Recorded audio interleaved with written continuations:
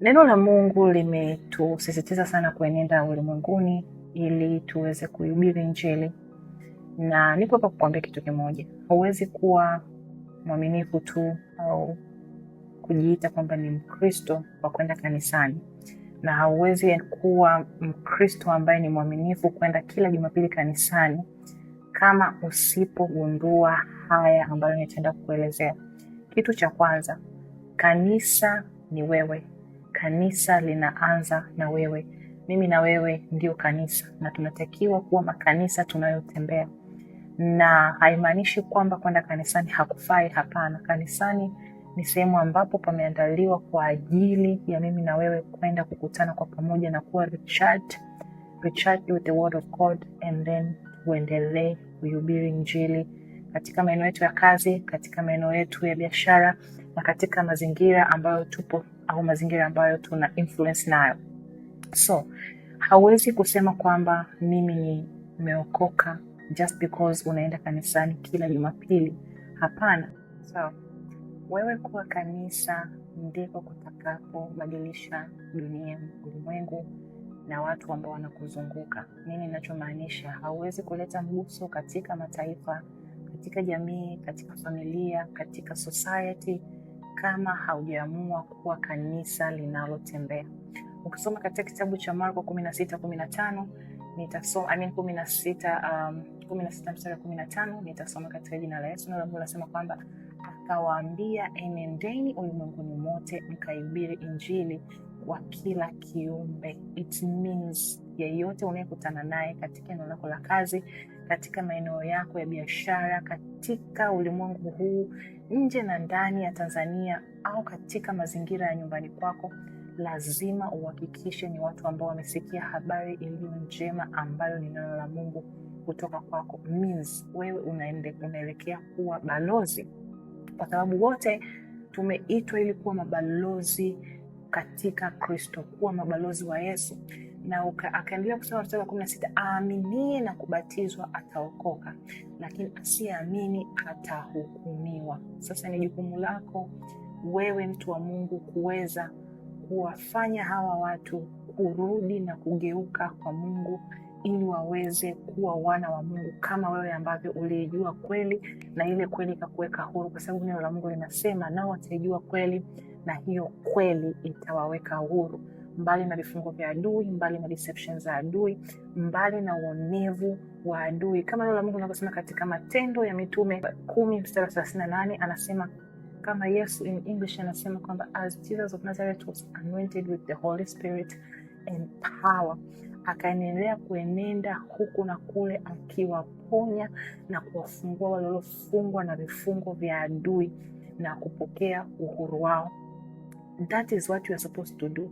Huko ndiko tulikoitiwa sisi kama wana wa Mungu. Hicho ndicho ambacho Mungu ametuamini nacho na kutuweka katika maeneo yetu ya influence, katika maeneo yetu ya kazi, biashara, sehemu zozote zile ambazo upo, kuwa chanzo na chachu ya mtu mmoja kuingia mbinguni, kuwa chanzo cha mtu mmoja kumjua Yesu, kuwa chanzo cha mtu mmoja au watu wawili kusikia neno la uzima. Maisha yako pia yanaweza pia yakawa ni ushuhuda, na yanaweza yakawa ni chachu ya kuweza kuwavuta wengi kwa Yesu. Sawasawa na kitabu cha Matendo ya Mitume 5:16 inasema kwamba vivyo hivyo na nuru yenu iendelee kuangaza mbele za watu, wapate kuyaona matendo yenu mema, ili wamtukuze Baba yenu wa mbinguni.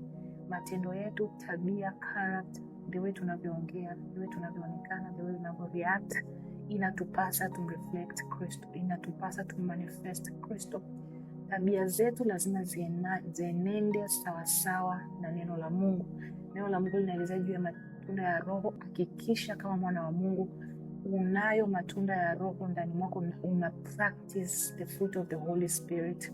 Jitahidi sana, kwa sababu neno la Mungu pia linasema sisi ni nuru ya ulimwengu, na neno la Mungu linaendelea kusema kwamba watatufahamu kwa matendo yetu, kwa matunda yetu. So hakikisha kile unachokizalisha kina reflect Kristo na kinavuta wengi kwa Kristo.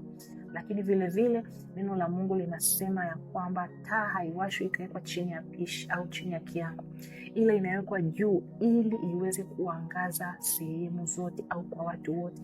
Mimi na wewe ni nuru ya ulimwengu na tunatakiwa kuangaza kwa watu ambao hawamjui Kristo. So itajitamani sana tabia yako, the way unavyozungumza, unavyovaa, the way unavyoonekana, the way unavyoreact. Itajitamani sana wewe ni mwana wa Mungu.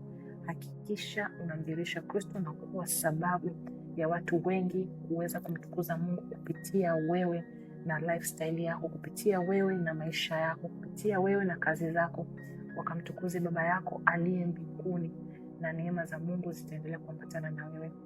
Ni maombi yangu kwamba ukaweze kujazwa nguvu za Roho Mtakatifu katika kumdhihirisha Kristo, lakini zaidi sana ukajengwe katika kuleta makusudi ya Mungu hapa duniani kama vile ambavyo Mungu anataka iwe, kwa sababu neno la Mungu linasema kwamba atalijenga kanisa lake na wala malango ya kuzimu hayataliweza. Hilo kanisa ni wewe, na kanisa hilo linalozungumziwa kuhusu kujengwa ni wewe. Kwa ni kitendo cha wewe kuamua na kutaka kuweza kukubali kujengwa katika misingi ambayo Mungu anahitaji, kujengwa katika kanuni ambazo Mungu ndizo ambazo anazihitaji ili uweze kumdhihirisha hapa duniani. Kuwa chanzo cha mtu mmoja au watu wawili kusikia neno la uzima. Nikukumbushe tu, wewe ni kanisa unalotembea.